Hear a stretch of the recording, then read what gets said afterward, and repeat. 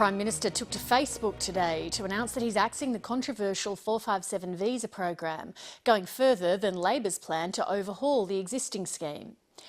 The decision was framed as putting Australians first, and One Nation leader Pauline Hanson was quick to claim credit for it.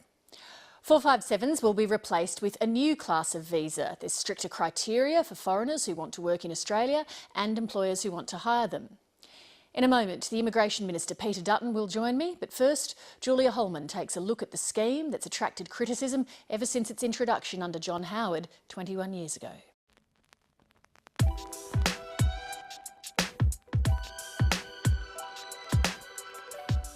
More than 95,000 skilled foreign workers are in Australia on 457 visas, ranging from IT engineers and cooks to construction workers and GPs.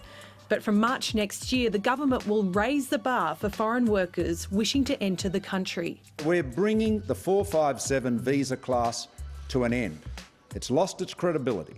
While there are no plans to ban foreign temporary workers, the government will replace the 457 scheme with a new visa class, drastically cutting the number of occupations that foreign workers can fill.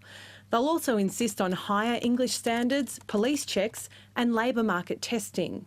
It's seen to ensure that Australian jobs are filled by Australians wherever possible, and that foreign workers are brought into Australia in order to fill critical skill gaps and not brought in simply because an employer finds it easier to recruit a foreign worker than go to the trouble of hiring an Australian.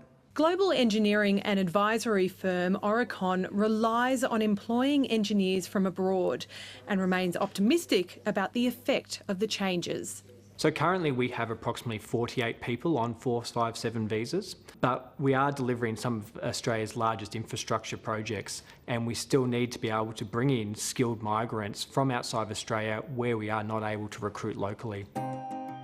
The 457 program has been dogged by controversy. The rorting of Australia's immigration system has taken place on some of the nation's biggest mining and infrastructure projects. He said very confidently, in any industry we can get sponsorship, and we just have to organise the payment. And he even offered me money. Of the 211 names, almost 200 are on 457 visas, filling roles like business analysts, project managers, even accountants. Business is cautiously supporting the government's crackdown, saying the 457 scheme gave foreign workers a bad name. We have always believed that skilled migration creates jobs for Australians, but I don't think we've brought the public community along sufficiently for them, so they keep thinking that it's about substituting one job for the other. It's not about that at all. The opposition argues that the changes don't go far enough. From the looks of it, this is more a rebadging exercise than a fair income attempt to address the type of concerns that people have expressed about the 457 system. The Labor Party, of course, consisted of Olympic champions in the issuance of 457 visas. Bill Shorten, the gold medal winner among them all. During his time, the number of 457s increased by 2/3. The hypocrisy is breathtaking. The last time the Coalition was in government, they got rid of all labour market testing around these visas. Then, in opposition, they voted against Labor's moves to impose stricter controls on visa requirements. And then this year, they refused to support Labor's calls to tighten up the loopholes that exist around some of the dodgy visa practices. This is about saving one job and one job only, Malcolm Turnbull's.